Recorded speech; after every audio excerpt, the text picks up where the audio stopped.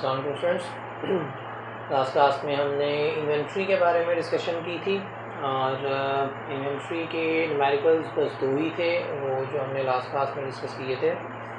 तो सो फार इस चैप्टर में हमने दो बातों को डिस्कस किया है। वन इज़ कैश मैनेजमेंट, जिसमें हमने ऑपरेटिंग साइकिल को देखा, जिसमें हमने कैश कन्वर्जन साइकिल को देखा एंड फिर हमने इन्वेंट्री के बारे में डिस्कशन की थी। लास्ट जो टॉपिक है इस चैप्टर का, दिस इज अकाउंट रिसीवेबल्स।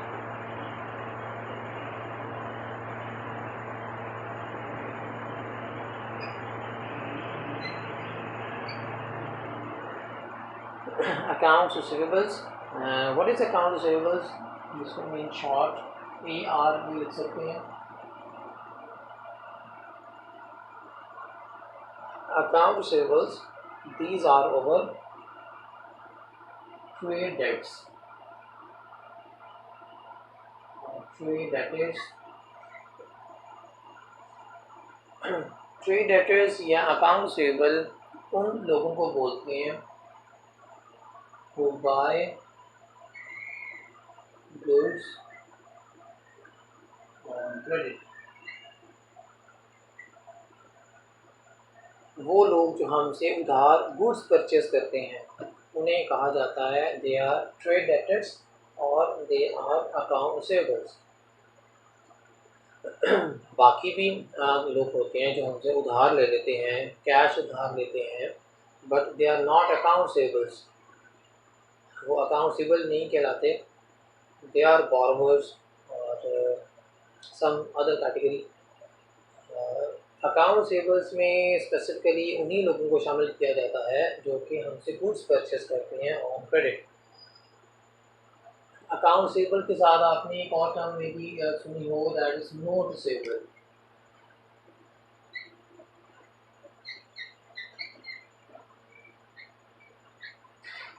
तो अकाउंट रिसीवेबल और नोट रिसीवेबल ये समहाउ सेम होते हैं। डिफरेंस इनमें क्या होता है कि जो नोट रिसीवेबल हैं दे आर रिटर्न, ये रिटर्न में होते हैं, जबकि जो अकाउंट रिसीवेबल होते हैं they are not written but they are orally made, ये ऑरल होते हैं। और एक और डिफरेंस जो इनके दरमियान में होता है कि may be it has interest. Note receivable पर हो सकता है कि हम इंटरेस्ट भी उनसे लें, और जबकि जो अकाउंट रिसीवेबल होते हैं इसमें कोई इंटरेस्ट शामिल नहीं होता। तो जितनी अमाउंट है हमने उतनी अमाउंट उनसे लेनी होती है, उससे ज़्यादा नहीं लेते। तो नोट रिसीवेबल्स ये इंटरेस्ट बेस्ड भी हो सकते हैं और बट अकाउंट रिसीवेबल्स ये इंटरेस्ट बेस्ड नहीं होते। तो हमारी जो डिस्कशन है इस चैप्टर में this is about account receivables, इसमें हमने नोट रिसीवेबल्स को डिस्कस नहीं करना।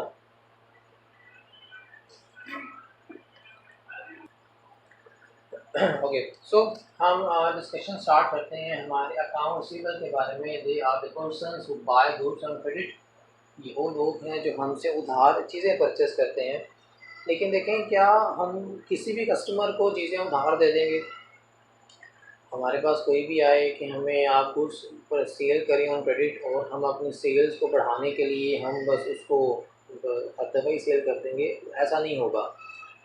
बल्कि हमें पहले उस कस्टमर के बारे में कुछ इन्फॉर्मेशन लेनी होगी और उस इन्फॉर्मेशन के बाद हम फिर डिसाइड करेंगे कि इस कस्टमर को हमने चीज़ें उधार पे सेल करनी है या कैश पर सेल करनी है।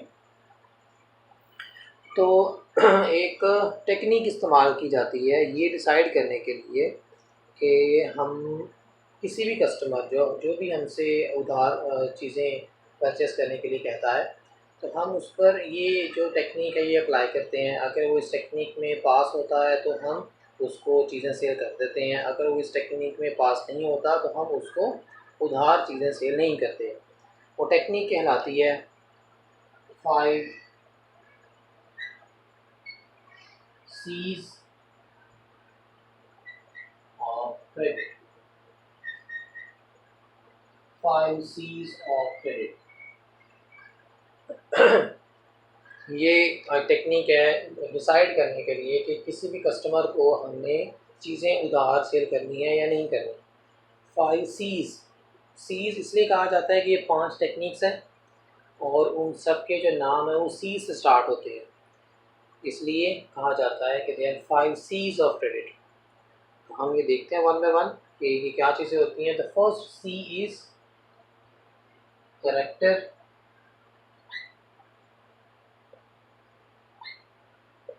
सबसे पहले हम देखेंगे उसका जो भी हमसे उधार चीज़ें परचेज़ करने के लिए हमें कहता है, तो हम पहले उसका करैक्टर देखेंगे। हम देखेंगे कि उस शख्स का पास्ट रिकॉर्ड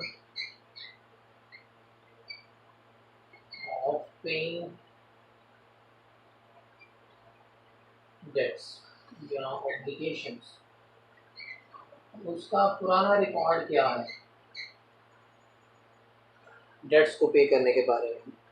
अब मे बी उसने हमसे पहले कोई चीज़ परचेज़ की हो, हम अपने बुक्स में उसका पुराना रिकॉर्ड देख सकते हैं।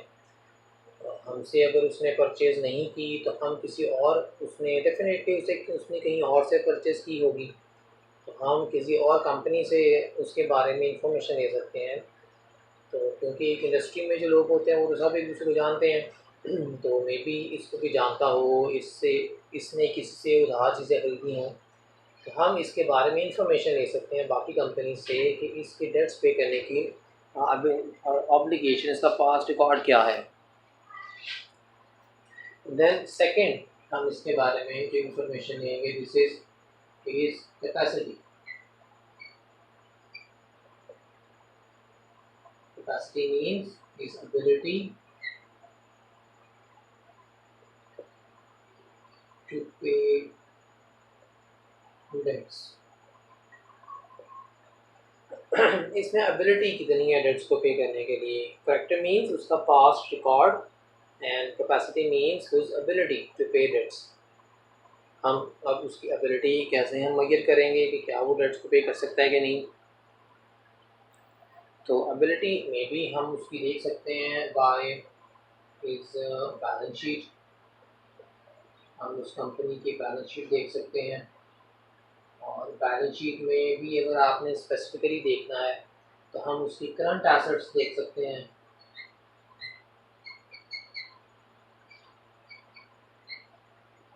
करंट एसेट्स जिस कंपनी के ज़्यादा होते हैं, इसका मतलब है कि वो अपनी शॉर्ट टर्म जो उसकी लायबिलिटीज़ होती हैं उनको अच्छे तरीके से पूरा कर सकता है। और ये जो अकाउंट रिसीवेबल होते हैं ये शॉर्ट टर्म लायबिलिटी में आता है। तो कैपेसिटी मींस क्या उसकी करंट एसेट्स इतने हैं कि वो हमें अपने टाइम से पेमेंट कर सकता है।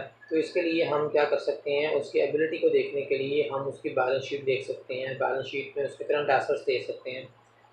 अगर उसके करंट एसेट्स ज़्यादा हैं दैट मीन्स कि वो हमें वो दे सकता है। अगर उसके करंट एसेट्स कम हैं तो वो कुछ फिर उसमें रिस्क हो जाएगा। लेकिन उसके अलावा कुछ ओवरऑल बैलेंस शीट देखी जाएगी कि ओवरऑल बैलेंस शीट की उसकी क्या कंडीशन है।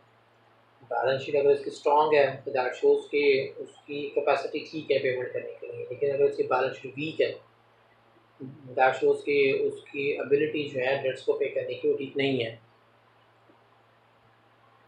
अब स्ट्रॉन्ग और वीक बैलेंस शीट क्या होती है कि वीक बैलेंस शीट मीन्स कि उसने ऑलरेडी बहुत ज़्यादा डेट लिए हुए हैं, उसके पास ऑलरेडी लायबिलिटीज़ बहुत ज़्यादा है।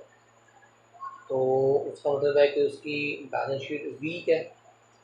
और अगर उसकी डेट्स कम हैं, उसका अपना कैपिटल ज़्यादा है, तो दैट शोज़ कि उसकी जो बैलेंस शीट है वो स्ट्रॉन्ग है, उसके ऊपर डेट्स ज़्यादा नहीं है।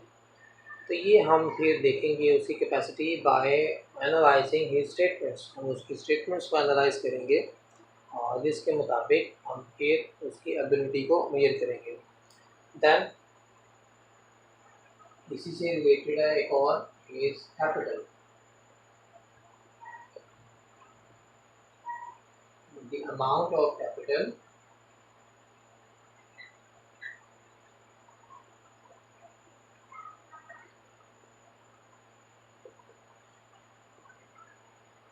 Against debts. हम देखेंगे कि उसका बिजनेस में उसके डेट्स कितने हैं, उसकी अपना कैपिटल कितना है।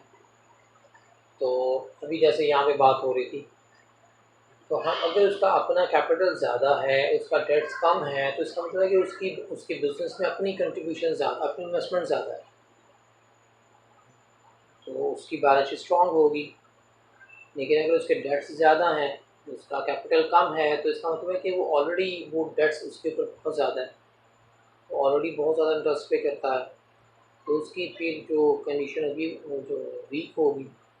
तो हम फिर ये अमाउंट भी देखेंगे कि क्या उसके कैपिटल की अमाउंट क्या है, क्या उसके कैपिटल की अमाउंट उसके डेट्स के मुकाबले में ज़्यादा है या कम है। ज़्यादा होना बेहतर है, और कम होना सॉरी बच्चों, ये आवाज़ शोर आ रहा है।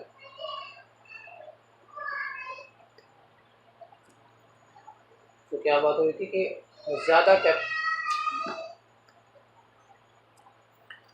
ओके, तो ज़्यादा कैपिटल होना बेहतर है उसके लिए, और ज़्यादा डेट्स होना वो बेहतर नहीं है। ज़्यादा कैपिटल उसका है तो हम उसको लोन दे सकते हैं आसानी के साथ, उसको दूर सेल कर सकते हैं, लेकिन अगर उसका डेट्स ज़्यादा है तो फिर हमें उसके बारे में देखना पड़ेगा। And then the fourth is collateral.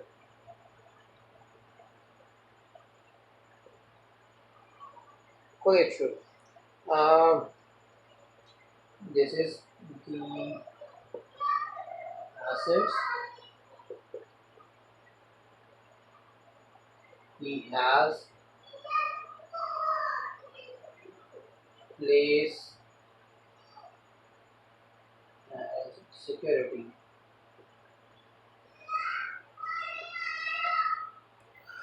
कितनी अमाउंट के एसेट्स हैं उसके पास एज ए सिक्योरिटी रखवाने के लिए।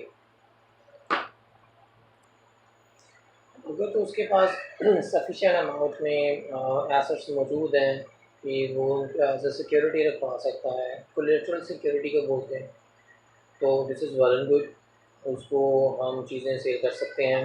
लेकिन अगर उसके पास सिक्योरिटी के तौर पर रखवाने के लिए एसेट्स भी सफिशेंटली अवेलेबल नहीं है, दैन वो फिर इशू होगा। तो हम जब उधार किसी को सेल करते हैं तो हमें डेफिनेटली उससे कुछ ना कुछ अपने पास सिक्योरिटी में के तौर पर रखना पड़ता है। तो ये उसी के बारे में है कि उसके पास कितनी अमाउंट के एसेट्स हैं कि हम उससे कहें सिक्योरिटी के लिए रखवाने के लिए, तो कितनी अमाउंट के एसेट्स हमारे पास रखवा सकता है। So this is collateral and final condition is conditions। Condition, this is general economic and industry condition। industry economic condition ये ओवरऑल कंट्री के बारे में है कि आजकल कंट्री की क्या इकोनॉमिक कंडीशन जा रही है, आजकल पॉलिटिकल कंडीशन क्या जा रही है, जिस इंडस्ट्री में हम लोग हैं, लाइक अगर ये मैन्युफैक्चरिंग सेक्टर की बिजनेसेस हैं दोनों, तो उस इंडस्ट्री की क्या कंडीशन है। तो ये जनरल कंडीशंस ओवरऑल ये सब देखा जाएगा। तो ये 5 कंडीशंस होती हैं, ये 5 कंडीशंस के अकॉर्डिंग फिर हम डिसाइड करेंगे कि हमने किसी को उधार से सेल करनी है या नहीं करनी। कैरेक्टर बताता है उसके पास रिकॉर्ड के बारे में, कैपेसिटी बताती है उसकी डेट पे करने की एबिलिटी के बारे में, कैपिटल बताता है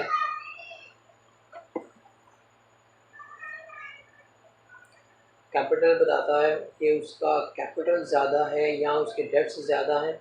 इसका मतलब है कि उसके बिज़नेस में अपने रिसोर्सेज ज़्यादा हैं या उसके डेट्स की अमाउंट ज़्यादा है। कोलेटरल बताता है कि उसके पास क्या सिक्योरिटी के तौर पर रखवाने के लिए एसेट्स अवेलेबल है। देन कंडीशंस का मतलब है कि ओवरऑल कंट्री की कंडीशन क्या है, ओवरऑल कंट्री में बिज़नेस की कंडीशन क्या है, उस इंडस्ट्री की कंडीशन क्या है। तो ये 5 चीज़ों को देखते हुए ही फिर हम डिसाइड करेंगे कि हमने किसी को उधार चीज़ें सेल करनी है या नहीं करनी। ओके, इसको नोट करें, नेक्स्ट देखते हैं फिर। ओके, तो ये हमारे पास हैं 5 सीज और क्रेडिट। इसके बाद हम मज़ीद कुछ चीज़ें इसमें देखते हैं।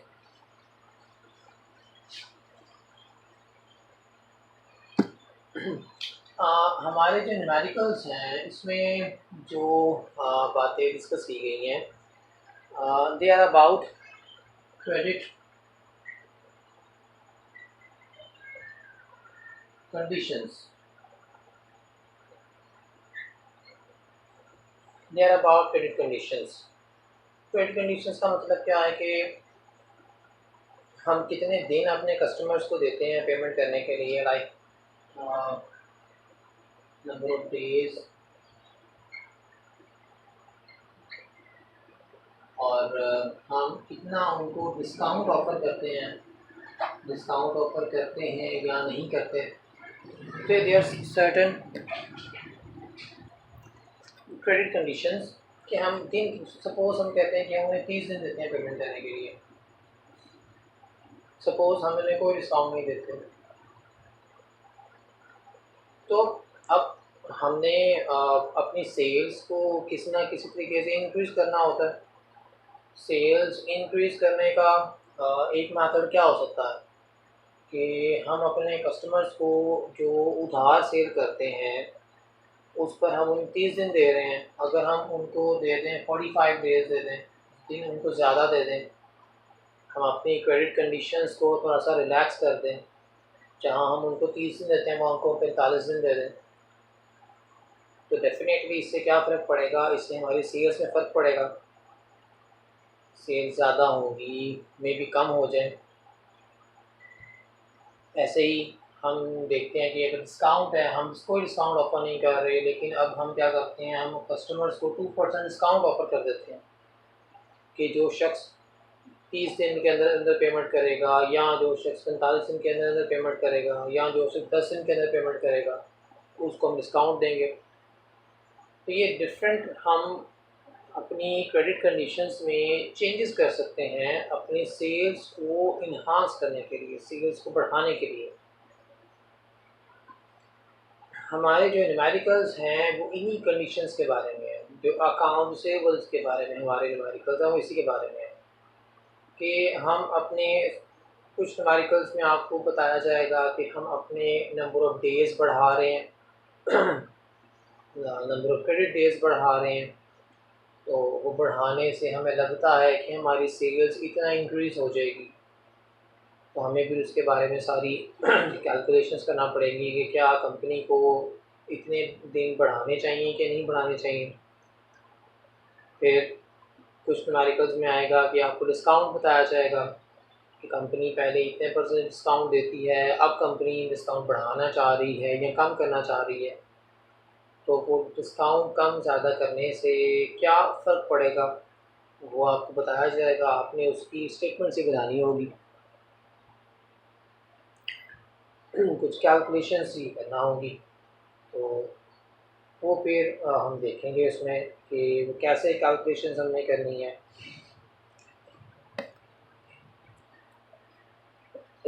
और ऐसा भी हो सकता है कि आपको बैड डेट्स के बारे में भी बता दिया जाए कि कंपनी के लाइक देखें ना, अगर कंपनी दिन ज़्यादा कर देती है तो ये भी दिन ज़्यादा करने से पहले उसके बैड डेट्स 1% होती है, अब उससे 2% हो जाए, तो बैड डेट्स भी ज़्यादा हो सकते हैं। जितने दिन ज़्यादा दिए जाएंगे, जितना ज़्यादा लॉन्ग ड्यूरेशन का डेट होता है, उतना ही उसकी रिकवरी के चांस कम होते हैं।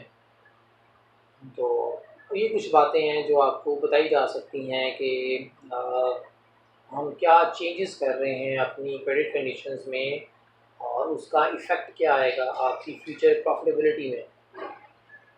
तो हम ये अकाउंट रिसीवेबल के बारे में पूरी स्टेटमेंट्स ही हम बनाते हैं, और उसमें हम देखते हैं कि उसमें क्या-क्या बातें हम कंसीडर करेंगे, क्या-क्या बातें हमने कैलकुलेट करनी है। आज हम पूरा न्यूमेरिकल नहीं कर रहे, सिर्फ एक कॉन्सेप्ट आपने आज देखना है। वो कॉन्सेप्ट क्या है वो हम देखते हैं। लाइक एक कॉन्सेप्ट होता है कंट्रीब्यूशन।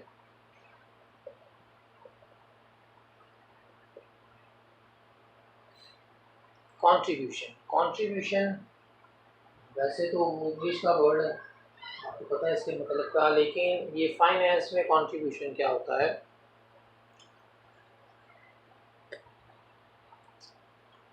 देखें हम प्रॉफिट कैसे निकालते हैं। प्रॉफिट निकालने के लिए हमारे पास तरीका होता है कि हम सेल्स में से टोटल कॉस्ट को माइनस कर देते हैं। अब इस टोटल कॉस्ट में हमारी फिक्स कॉस्ट भी शामिल होती है और इसमें हमारी वेरिएबल कॉस्ट भी शामिल होती है। इसका मतलब क्या है कि हमने जब प्रॉफिट फाइंड करना होता है तो हम सेल्स में से फिक्स कॉस्ट भी माइनस करते हैं और वेरिएबल कॉस्ट भी माइनस करते हैं। फिक्स कॉस्ट का मतलब है कि वो फिक्स है, हम जितनी मर्ज़ी चीज़ें सेल करें वो उतनी ही रहनी है, वो कम ज़्यादा नहीं होनी। वेरिएबल कॉस्ट वो इंक्रीज डिक्रीज होती रहेगी। तो कंट्रीब्यूशन का मतलब क्या होता है कि हमने सेल्स में से सिर्फ माइनस करनी है वेरिएबल कॉस्ट। सेल्स में से जब वेरिएबल कॉस्ट को माइनस कर देते हैं तो हमारे पास क्या आ जाता है, हमारे पास कंट्रीब्यूशन आ जाता है। इनमें डिफरेंस क्या होता है कंट्रीब्यूशन प्रॉफिट में। कंट्रीब्यूशन में सिर्फ वेरिएबल कॉस्ट को माइनस करते हैं सेल्स में से, और प्रॉफिट में वेरिएबल कॉस्ट के साथ साथ हम इसमें से फिक्स कॉस्ट को भी माइनस करते हैं। लेकिन अब जो हम न्यूमेरिकल्स करेंगे उसमें हमने कंट्रीब्यूशन इस्तेमाल करना है, हमने कंट्रीब्यूशन कैलकुलेट करना है, हमने सिर्फ सेल्स में से वेरिएबल कॉस्ट को माइनस करना है, हमने प्रॉफिट कैलकुलेट नहीं करना। क्यों नहीं कैलकुलेट करना? क्योंकि फिक्स कॉस्ट वो तो सेम है, हम जितने मर्जी यूनिट सेल करें, हम 10 यूनिट सेल करें, 20 यूनिट सेल करें, फिक्स कॉस्ट तो सेम रहनी है। तो क्योंकि फिक्स कॉस्ट हर लेवल पे सेम रहती है तो हम इसको भी शामिल ही नहीं करेंगे। हम उन चीज़ों को शामिल करेंगे जो कि इंक्रीज डिक्रीज होंगी। हम सेल्स को देखेंगे और वेरिएबल कॉस्ट को देखेंगे, हम प्रॉफिट को शामिल नहीं करेंगे। सपोज हम कहते हैं कि प्रेजेंटली इस वक्त हमारे हम कितने यूनिट सेल करते हैं, हम 60,000 यूनिट सेल करते हैं। एक यूनिट की जो सेल प्राइस है हम कहते हैं कि दिस इज ₹10। एक यूनिट की जो सेल प्राइस है वो 10 रुपये है, और एक यूनिट की जो वेरिएबल कॉस्ट हम कहते हैं दिस इज ₹4।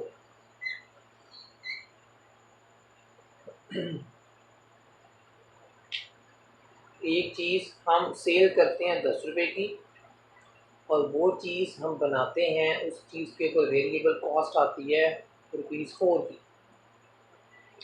तो अगर हम इनको माइनस करेंगे क्या आएगा, 6 इज़ कॉन्ट्रीब्यूशन। ये एक यूनिट पर कॉन्ट्रीब्यूशन है, एक यूनिट पर हमारा कितना कॉन्ट्रीब्यूशन आता है, दिस इज ₹6। और इस 6 को जब हम 60,000 यूनिट से मल्टीप्लाई करेंगे तो ये क्या आ जाएगा, ये आ जाएगा 360,000। ये हमारा टोटल कॉन्ट्रीब्यूशन आ जाता है। हम समझते हैं कि हम जो अपनी पॉलिसी चेंज करने जा रहे हैं, हम कहते हैं कि हमने अपने डेज़ को बढ़ाना है, हम कहते हैं कि वो डेज़ बढ़ाने से हमारी सेल्स क्या हो जाएगी, ज़्यादा हो जाएगी। सपोज हम कहते हैं कि हमारी सेल्स हो जाएगी 65,000 यूनिट्स। 65,000 यूनिट्स हमारी जब सेल बढ़ जाएगी तो बाकी चीज़ें तो यही रहेंगी, हम तो सेल प्राइस नहीं चेंज कर रहे हैं, हम तो वेरिएबल कॉस्ट नहीं चेंज कर रहे, तो फिर हमारी कंट्रीब्यूशन पर यूनिट तो यही रहेगा, लेकिन टोटल में क्या हो जाएगा, वो चेंज हो जाएगा, ये आ जाएगा 390। तो देखिए हमने जो पॉलिसी अपनी चेंज की है, कोई भी अभी हमने मेंशन नहीं किया यहाँ पे क्या हमने चेंज किया जिससे ये हमारी सेल्स बढ़ गई है। हमने बस ये जरूर किया कि कोई हमने पॉलिसी चेंज की है जिससे हमारी सेल्स बढ़ी है। तो वो सेल्स बढ़ी, हाँ कितनी बढ़ी है हमारी सेल्स, लिखेंगे दिस इज 30,000। 30,000 हमारा जो कॉन्ट्रीब्यूशन है वो क्या हो गया, वो इंक्रीज हुआ है। ये 30,000 क्या कहलाएगा? दिस इज मार्जिनल कंट्रीब्यूशन या एडिशनल कंट्रीब्यूशन। कितना कंट्रीब्यूशन हमारा चेंज होता है, कितना कंट्रीब्यूशन हमारा ज़्यादा होता है जब हम अपनी पॉलिसी को चेंज करते हैं। तो एक क्या तरीका हमने इसमें देखा, हमने प्रेजेंट कंडीशन देखी। ये तो आपने बात याद रखनी है कि सेल्स में से वेरिएबल कॉस्ट माइनस करें तो हमारे पास कंट्रीब्यूशन आ जाता है, और इस कंट्रीब्यूशन को अगर हम प्रेजेंट जितने यूनिट हम सेल करते हैं इससे मल्टीप्लाई करें तो हमारा प्रेजेंट कंट्रीब्यूशन आ जाएगा। हम प्रोपोज्ड कितने यूनिट हमारे फ्यूचर में सेल होंगे उससे मल्टीप्लाई करें तो हमारा प्रोपोज्ड कंट्रीब्यूशन आ जाएगा। इनको माइनस करेंगे तो हमारे पास मार्जिनल कंट्रीब्यूशन, एडिशनल कंट्रीब्यूशन आ जाएगा। चलें इसको देखें, और हमने भी कोई न्यूमेरिकल नहीं किया इसका, हम फिर नेक्स्ट क्लास में ये सारा इसका न्यूमेरिकल देखेंगे। Okay, thank you. कुछ पूछना है तो आप पूछ लें।